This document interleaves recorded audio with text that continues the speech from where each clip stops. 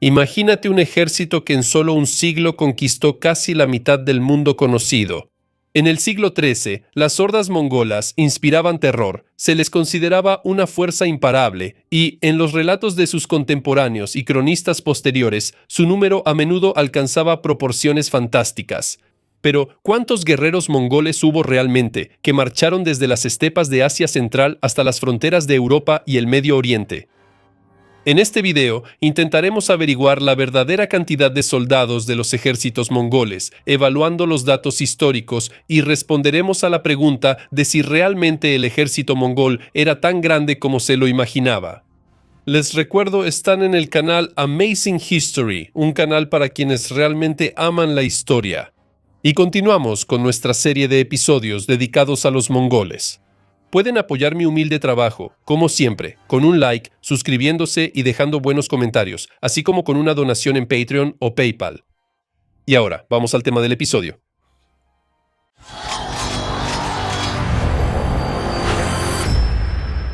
Al principio de su historia, los ejércitos mongoles estaban formados principalmente por hombres de su propia tribu. Los guerreros más hábiles eran seleccionados para el Keshik, la guardia personal que servía a los poderosos jefes y comandantes militares. Al principio del gobierno de Temujin, el número de estos guerreros de élite era de apenas unos cientos de personas. Sin embargo, desde la fundación del Imperio Mongol, Temujin cambió radicalmente la estructura y el carácter de las acciones militares en la estepa. La principal transformación fue la absorción de las tribus esteparias vecinas durante las prolongadas guerras de unificación.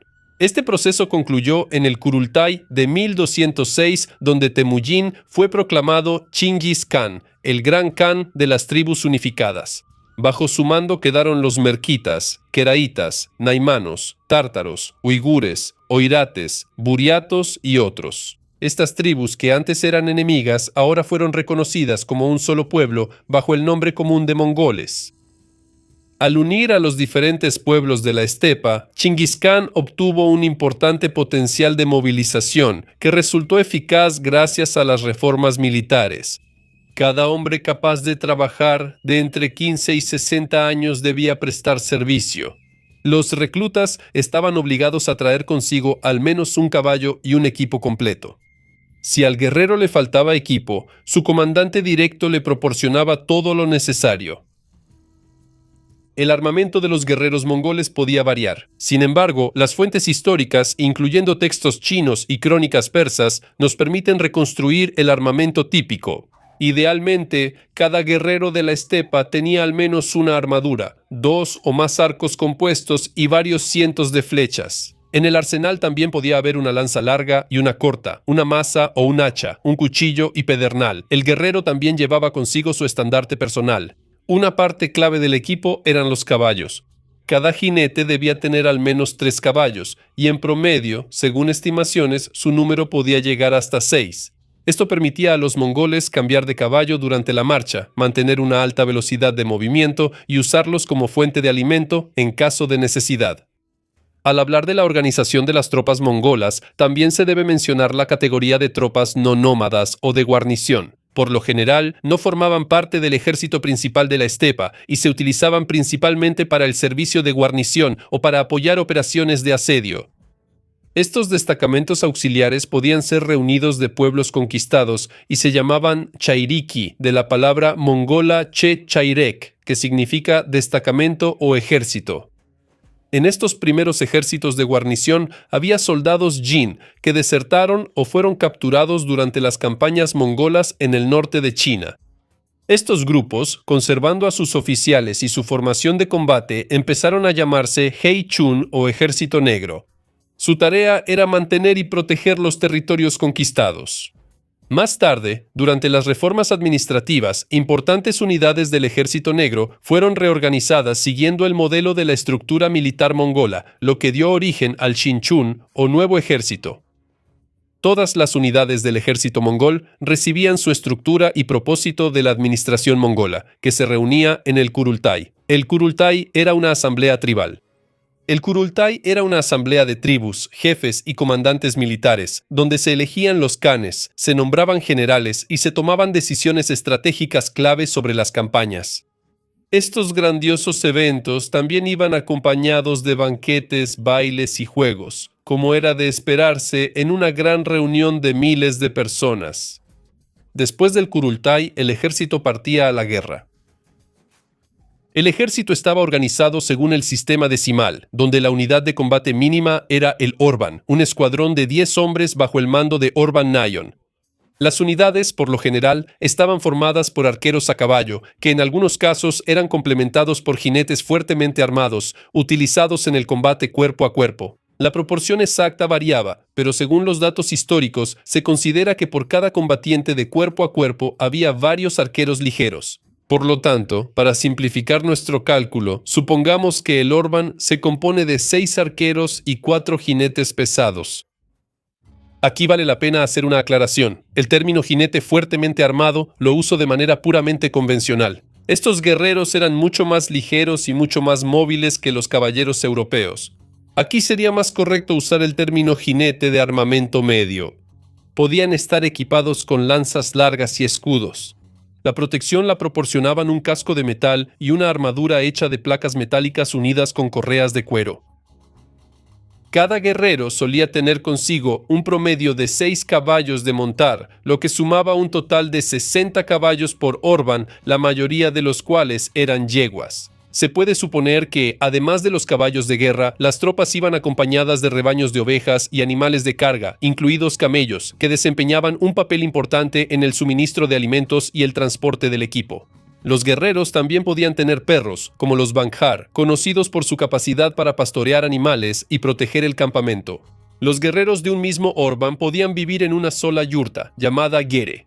Se podía desmontar y transportar en un carro enganchado a uno de los animales de tiro. Una proporción tan alta de animales que acompañaban al ejército mongol jugaba un papel importante en el suministro de alimentos en condiciones de campaña. La dieta del ejército mongol se basaba en gran medida en productos lácteos. Los caballos producían leche, de la cual los guerreros preparaban kumis, una bebida láctea fermentada refrescante y nutritiva. Otro producto común era el kurut, un requesón seco que se transportaba fácilmente y podía diluirse en agua. Los mongoles también se alimentaban de la sangre de sus caballos en casos extremos y preparaban carne seca. Para campañas como la de Joresm, a cada Orban le correspondían aproximadamente 3 o 4 cadáveres de ovejas secas que se cocinaban en una olla en forma de brochetas. De esta manera, el ejército mongol continuó desarrollándose. Pero continuemos hablando sobre la estructura del ejército mongol. La siguiente unidad después de Orban era el Yagun, que consistía en 10 orbanes, es decir, incluía a 100 guerreros. Esto era aproximadamente 60 arqueros a caballo y 40 jinetes medianamente armados para el combate cuerpo a cuerpo. Este escuadrón estaba comandado por el Yagun Nayon. Basándonos en nuestras suposiciones anteriores, el Yagun estaba acompañado por aproximadamente 600 caballos, alrededor de 30 ovejas u otros animales para alimento, una decena de camellos, varios perros Bankar para la protección y unas 5 a 7 carretas con pertenencias. En el campamento, un escuadrón así se alojaba aproximadamente en 10 yurtas. Para alimentar a todos estos animales, era necesario contar con una abundante reserva de pasto y agua, lo cual era vital para el avance exitoso del ejército. Dado que las tropas mongolas dependían mucho de los pastizales, su movimiento a menudo estaba limitado por la geografía. Si en alguna zona se acababan los pastizales o las condiciones se volvían inadecuadas, el ejército tenía que avanzar más o regresar a la estepa. En el sistema de combate, el Jagun también podía usarse como la vanguardia de un grupo de exploradores llamados Alhinchi, o aquellos que van al frente. Los Alhinchi operaban a una distancia considerable, normalmente de 30 a 75 kilómetros delante de la columna principal, actuando como exploradores y asaltantes. Ellos buscaban fuentes de suministro, eliminaban la resistencia en su camino y recolectaban información para el ejército.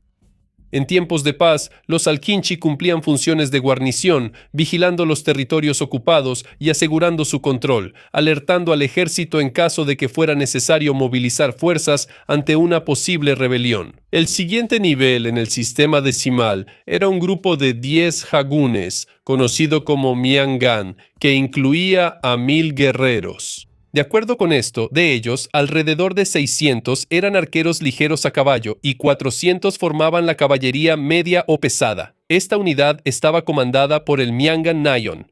Según las suposiciones hechas anteriormente, cada Miangan contaba con una manada de aproximadamente 6.000 caballos de carrera, alrededor de 300 ovejas, cerca de 100 camellos, varios perros pastores y hasta 100 carretas que transportaban equipo y provisiones de alimentos. Para el alojamiento en el campamento se necesitaban hasta 100 yurtas, más una yurta adicional para el comandante y su séquito. El Miangan se consideraba la unidad operativa más pequeña y autónoma, apta para llevar a cabo operaciones de combate independientes y en tiempos de paz para administrar los asentamientos nómadas, que consistían no solo en guerreros, sino también en sus familias y personal de apoyo. En tiempos de paz, los mianganes podían ubicarse en territorios conquistados y servir tanto para la protección como para la recaudación de tributos. En la etapa inicial de la conquista, a menudo cumplían esta función. Sin embargo, con el tiempo, a medida que se desarrollaba el imperio mongol, los tributos comenzaron a recaudarse a través de las estructuras estatales. Cuando se hacía el llamado a la guerra, el Miangan se movilizaba fácilmente y marchaba hacia los territorios enemigos, a menudo en la vanguardia del ejército principal. Ellos apoyaban a los destacamentos avanzados de reconocimiento, los Alchinshi, y establecían bases para el suministro de las fuerzas de vanguardia. Esa estructura móvil de los Miangan aumentó significativamente la velocidad de movimiento y la eficacia del ejército mongol, lo que les dio la reputación de ser una de las fuerzas más maniobrables en la historia militar.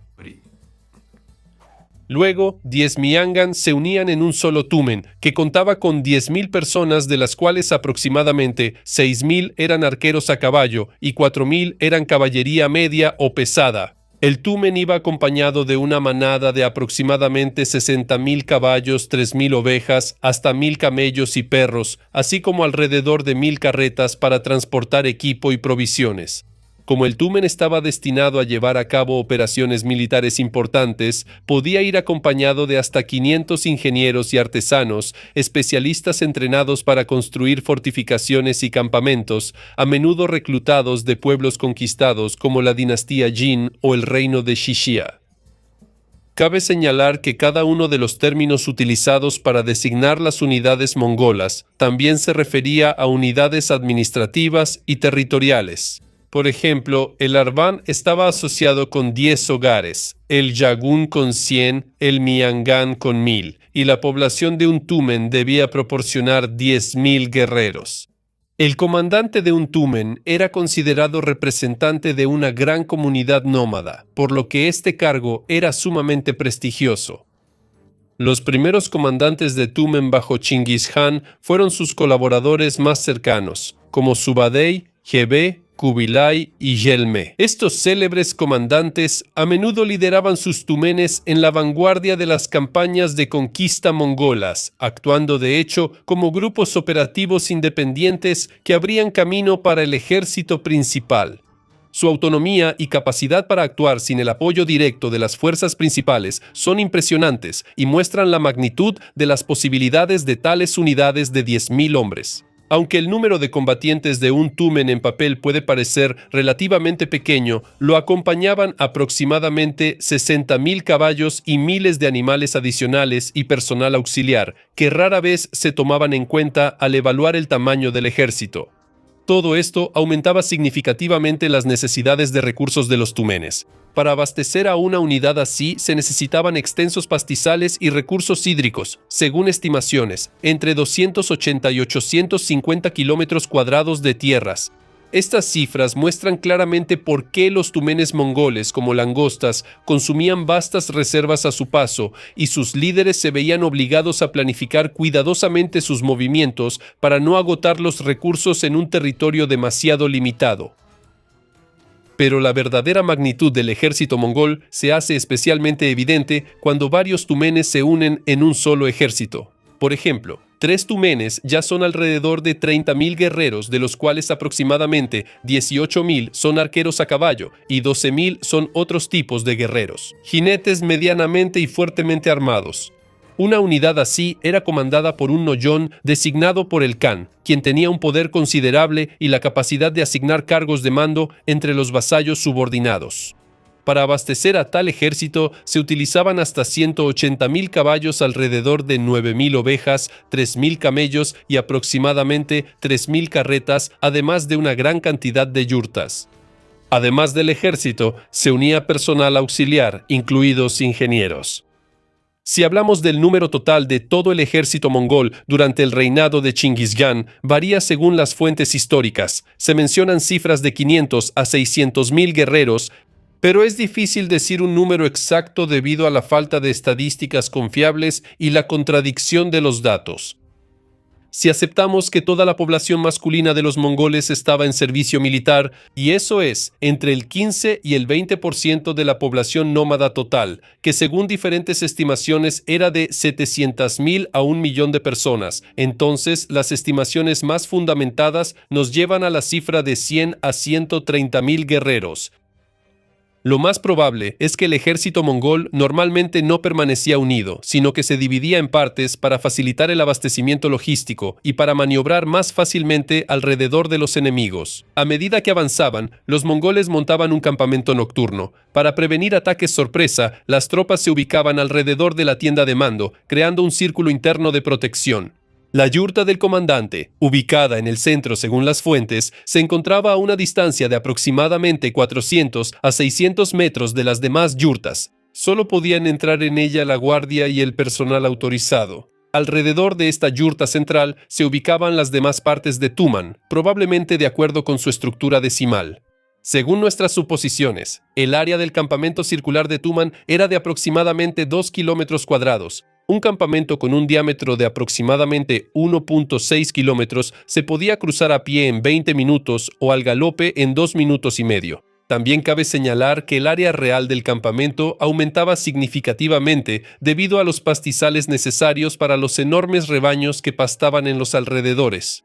Cuando llegaba el momento de avanzar, la orden se daba con golpes de tambor. El primer golpe significaba preparar los caballos, el segundo, desmontar las yurtas y formar la columna, y el tercero, iniciar el movimiento. La formación principal consistía en una columna central. Esta incluía el cuerpo principal del ejército, incluyendo los cuarteles generales de los comandantes de Tumanes, así como los carros con provisiones. Los flancos estaban protegidos por destacamentos especiales que se movían en paralelo a la columna central. También podían desplegarse hacia los lados para proteger al ejército de posibles emboscadas.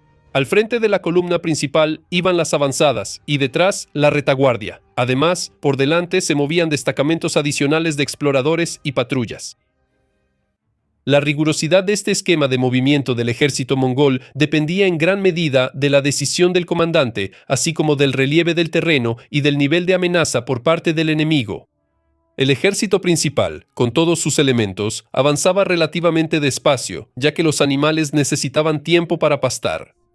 Y las unidades de tren de suministros debían mantener el ritmo general. En promedio, el ejército avanzaba no más de 25 kilómetros al día, lo que correspondía aproximadamente al ritmo de la infantería a pie. Sin embargo, la velocidad y movilidad de los mongoles eran el resultado del uso de sus columnas volantes, pequeños destacamentos de caballería ligera que se movían sin equipaje, sin tren de suministros. Estas columnas podían avanzar distancias superiores a 100 kilómetros por día, dejando muy atrás al ejército principal y creando la impresión de un avance relámpago. Estos destacamentos volantes se utilizaban para incursiones sorpresivas, reconocimiento y establecimiento de posiciones avanzadas, lo que permitió al ejército mongol hacerse famoso por su rapidez y su capacidad para alcanzar rápidamente las líneas enemigas. A continuación, veamos cómo actuaban las fuerzas mongolas en combate. Una de las tácticas más conocidas era la formación en forma de media luna o pinza. En el centro de la formación se colocaba a los guerreros más experimentados, quienes aseguraban la solidez de la línea. Y en los flancos se ubicaban unidades móviles de caballería ligera, destinadas a rodear y envolver al enemigo. El objetivo principal a menudo era rodear y dividir las fuerzas enemigas. Esto era similar a la táctica de caza en las estepas, donde los jinetes acorralaban a la presa cerrando el círculo. Esto se lograba mediante el agotamiento gradual del enemigo a través de ataques en oleadas. Los mongoles a menudo se formaban en 5 líneas. de las cuales las primeras 3 estaban formadas por arqueros a caballo y las 2 traseras por caballería media y pesada. La batalla comenzaba cuando la primera línea de arqueros a caballo avanzaba y disparaba flechas a una distancia de unos 300 metros, aprovechando el gran alcance del arco compuesto mongol. Los disparos adquirían su verdadera fuerza a una distancia de entre 50 y 70 metros del enemigo, y entonces los arqueros giraban y regresaban a la línea principal. Pronto avanzaba la siguiente oleada, creando un flujo de fuego casi continuo. Después de la tercera oleada de arqueros a caballo, el enemigo a menudo quedaba en estado de shock, y esto abría el camino para el ataque de la caballería pesada, que se lanzaba sobre el enemigo mientras aún estaba desorganizado. Si el enemigo mantenía la formación, los mongoles podían pasar a una retirada fingida, una maniobra que habían llevado a la perfección. A veces se retiraban durante varios días para atraer al enemigo y destruirlo en el momento oportuno. Si el enemigo no caía en la trampa, los mongoles usaban otra táctica psicológica. El cerco se hacía dejando un pequeño pasaje para la retirada. Este camino de escape a menudo impulsaba al enemigo a huir. En cuanto comenzaba la retirada masiva, los mongoles caían sobre el enemigo, aprovechando la confusión para destruirlo sin dificultad. Esa táctica inmovilizaba, agotaba y desmoralizaba a los oponentes, reduciendo al mínimo sus posibilidades de resistencia exitosa. Los mongoles crearon uno de los ejércitos más efectivos de la historia, basado en una organización estricta y decimal, y en una movilidad única. Combinaban la caballería rápida con el poder destructivo del arco compuesto. Sus campañas militares requerían una logística detallada, habilidad en la gestión de recursos y disciplina, lo que aseguraba la autonomía e independencia de sus ejércitos. Como resultado, el ejército mongol no solo conquistó vastos territorios, sino que también estableció un nuevo estándar en el arte de la guerra. Bueno, eso es todo por mi parte. Gracias por ver y nos vemos en el próximo episodio. Hasta luego.